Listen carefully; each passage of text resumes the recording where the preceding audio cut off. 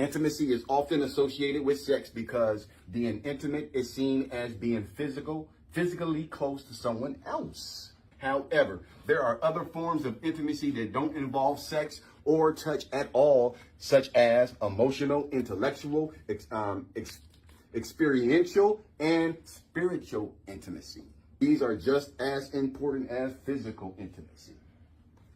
All these types of intimacy can help strengthen healthy relationships, but sometimes you might notice yourself or your partner avoiding or being unable to be as close as you want them to be. Perhaps they're anxious about being so open or afraid to show their insecurities with you. 7 reasons we avoid intimacy. Number 1, rejection and engulfment.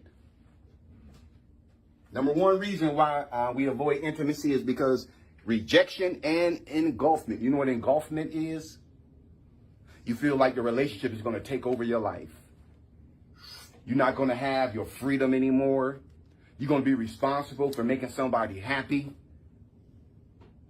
when it's easier to just make me happy. A person is afraid that their relationship is going to take over their life.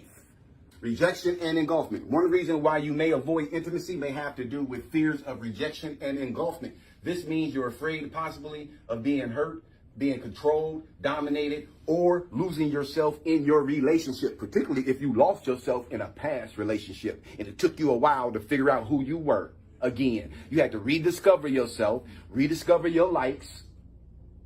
And once you get out of something like that, oh man, that's where a lot of times that engulfment comes from. I'm not going to let that happen again. I'm not going to allow somebody to smother me again. This means you're afraid of possibly being controlled, dominated, or losing yourself in your relationship. The fact is that most people have underlying false beliefs that, when triggered, cause fears that lead to controlling, protective, and avoidant behavior. These false beliefs may involve believing that you're not enough for your partner. These false beliefs, because it's all in our head, these false beliefs may involve believing that you're not enough for your partner or that you need to give up part of yourself for the relationship. Have you ever had somebody on your side or who was down with you and they finally got frustrated and said, damn, would you let me love you? You ain't got to say nothing. I've been there. Yeah. When a woman say that to you, you got some stuff you need to be working through. In cases like this, communication is key. The way you get out of that is communication. Y'all got to talk to each other. Y'all got to level with each other. And you got to be honest with that person. And you got to be vulnerable. In cases like this, communication is key. When we are open to learning about ourselves and our partner's fears and underlying false beliefs, our relationship becomes an evolving relationship. But you got to be open and you got to be able to communicate, because these are false beliefs that we drag into the next relationship because somebody hurt us. 7 reasons we avoid intimacy. Number 2, fear of abandonment. You know where fear of abandonment comes from most of the time? When we're kids. Most people who identify with fearing abandonment have an insecure attachment style. Most people who identify with fearing abandonment have an insecure attachment style. Having this can become a hindrance to making deep, emotional, and intimate connections with a partner. Similarly, having an insecure attachment style may lead to anxieties. Having an insecure attachment style may lead to anxieties about whether or not your own needs and desires can be met by the other person. You may expect the other person to abandon or hurt you in some way. And if that's how you feel about your relationship, no matter what they do that is good or positive, it's going to go in one ear and out the other one, because you already expect for them to mess up. And that's what you are waiting for. Typically, these attachment styles, if unresolved, play out into adulthood. For instance, if you were a clingy child, you'll generally be clingy towards a romantic partner. Or if you've learned you can't rely on your caregiver or your parents, you may end up being unable to rely on a partner as an adult. You see where that starts? Number 3, avoidant personality disorder. Avoidant personality disorder is extreme avoidance of social interaction, driven by fears of rejection and feeling of interpersonal inadequacy. You don't feel like you're good at making friends. You say you don't like crowds. You say you don't like people. This disorder is a combination of both genetic, so it can be genetic, or environmental. This disorder is a combination of both genetic and environmental factors. Studies have shown that avoidant personality disorder is associated with neuroticism. Neuroticism is the disposition to experience anger, anxiety, irritability, emotional instability, and depression. That means these are your go-to things. Is disposed to experiencing anger. Anger is they go to when something they don't like something. Or anxiety, they worry about stuff. That's their go-to. Even when good things are happening. Okay? So you got irritability, a person who's always irritable, in a bad mood. Touchy, sensitive. All right? So here we go. Emotional instability. Your emotions take over you and you experience a lot of depression. That's what neuroticism is. And neuroticism has a negative relationship with extroversion. So if you're an extrovert, or going out of your way, going around people, this is going to have a negative effect on that. It's going to have a negative effect on your relationship with extroversion. This suggests that these people tend to be more anxious, fearful, and understandably more introverted and closed off. Trigger warning. The next one is about childhood sexual abuse. Number 7 reasons we avoid intimacy. Number 4, childhood sexual abuse. Childhood sexual abuse messes you up. Childhood sexual abuse changes you in profound ways. There's no reason why a 6 or 7-year-old should be talking or thinking about sex or intimacy. And depending on what you let them watch on TV and what you let them hear in the music, they can have a skewed belief about intimacy and sex and relationships. Sexual abuse occurs whenever one person dominates and exploits another by means of sexual activity or suggestion. So it's not just childhood sexual abuse, but it's not just childhood sexual abuse, period. Because you don't have to be a child to be sexually abused. All right? So, sexual abuse occurs whenever one person dominates and exploits another by means of sexual activity or suggestion. Survivors of sexual abuse may experience difficulties with trust, have a fear of intimacy, a fear of being different, and have difficulty establishing boundaries in relationships.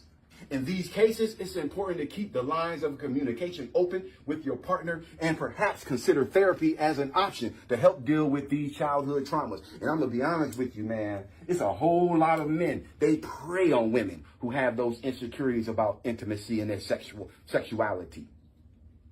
They look for women who've been abused because they're easy to conquer. They're easy to persuade. Number 5, previous abuse. Previous abuse. Fear of intimacy can also stem from emotional and physical abuse, which is committed against intimate partners, current or former spouses, boyfriends or girlfriends. Emotional abuse can include verbal assault, dominance, control, isolation, ridicule, or the use of intimate knowledge for degradation. You're sitting around asking, what's the craziest sexual thing you ever did? I was with 3 men. And then 3 months later, you just beating her up about it. Why you ask her?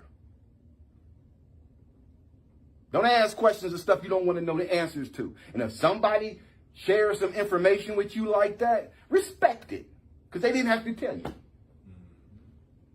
But to talk somebody into making a sexual video with you, and then you break up with them, and now you use I'm gonna make screenshots of all your sexual positions and hang them up outside your job. That's a devil. Previous abuse. Fear of intimacy can also stem from emotional and physical abuse, which is committed against intimate partners, current or former spouses, boyfriend and girlfriends. Emotional abuse can include verbal assault, dominance, control, isolation, ridicule, or the use of intimate knowledge for degradation. Abuse impacts the mental health and well-being of the victim and is often a precursor to physical abuse. The high correlation between physical and emotional abuse and batterer populations. Previous abuse oftentimes become batterers. You abuse me, I become what I'm afraid of. Abuse impacts the mental health and well-being of the victim and is often a precursor to physical abuse. There's a high correlation between physical and emotional abuse and batterer populations. And verbal abuse early in a relationship predicts subsequent physical abuse. Let me say that again. Verbal abuse early in a relationship predicts subsequent physical abuse. When you have somebody you just now getting to know and they don't mind cussing you out. You just met this person, they don't mind abusing you verbally. That's a precursor to physical abuse. Children who are emotionally abused may grow into adults who fear ridicule or verbal abuse if they share anything with others, which can lead to an inability to share and be vulnerable in adult relationships due to these anxieties and fears. If this is familiar at all, please reach out to a qualified healthcare provider or mental health professional if you are struggling. 7 reasons we avoid intimacy. Number 6, parent neglect. A person's attachment style is the way they behave in a relationship. A person's attachment style is the way they behave in a relationship. Based on the way they were cared for as a child, not feeling secure in your relationship with your parent or caregiver can lead to 3 different types of attachment styles. Avoidant, anxious, and disorganized.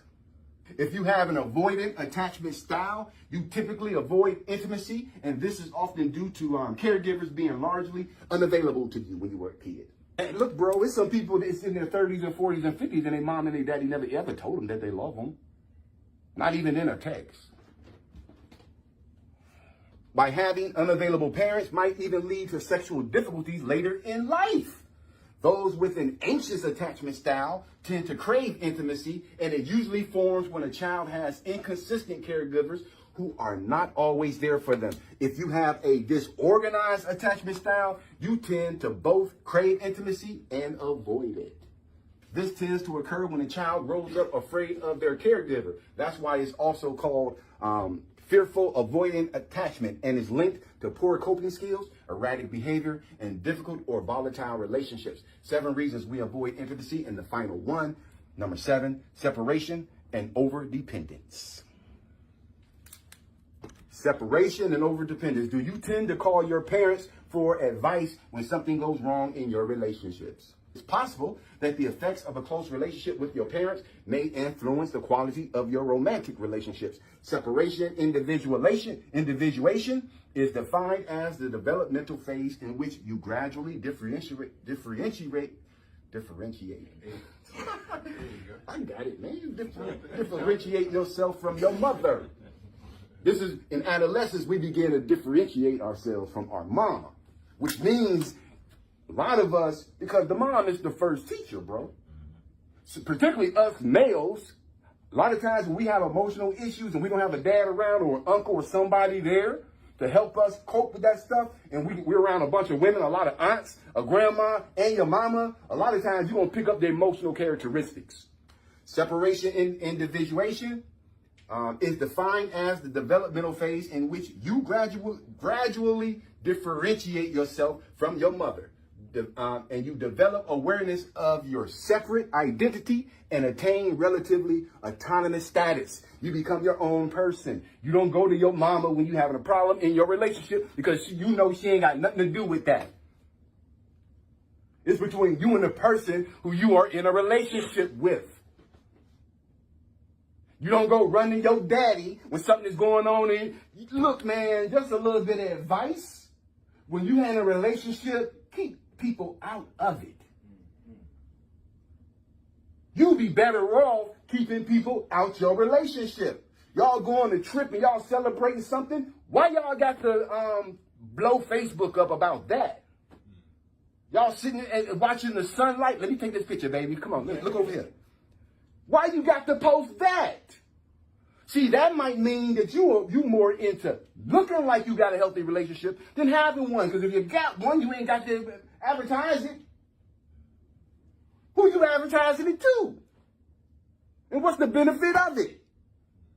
A very close relationship with parents may actually end up hindering romantic relationships in adolescence. A fear of intimacy is due to anxiety caused by a variety of reasons. This fear can also lead to depression because of human beings. We're emotionally and psychologically wired for social connection and closeness. So you can act all you want to and try to psych yourself out and trick yourself and say, well, I don't like being in relationships. You know what? I just don't like people. You know what? I don't get along with people. You can say that all you want to, but you are hardwired to have relationships with other human beings to be happy.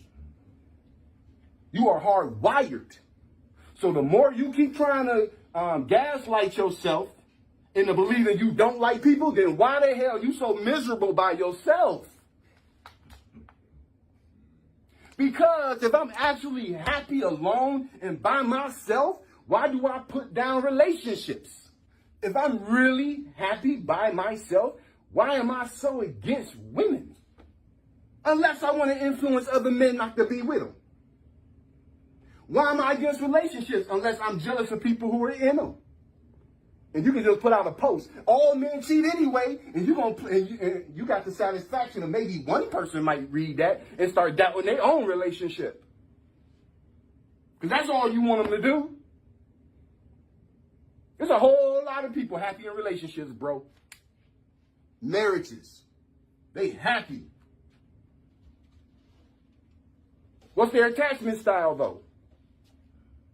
What was their relationship with their parents? The person you trying to love. Because I guarantee you this, bruh. A woman who was raised with a dad who was caring and supportive, and a mother who was equally supportive, spiritual, and all those things, them women turn out good. It's the ones who don't have that who got to swim against stream to become a good person like us. Some of us, man, we didn't have a good dad. We didn't have a mom who was teaching us everything we knew. We just said to ourselves, I want better for myself. Even though I didn't grow up with it, even though I didn't experience it as a kid, I still want that in my life. And I believe in it, because if you don't believe in it, you ain't gonna never be happy with somebody. You got to believe you can be happy with somebody.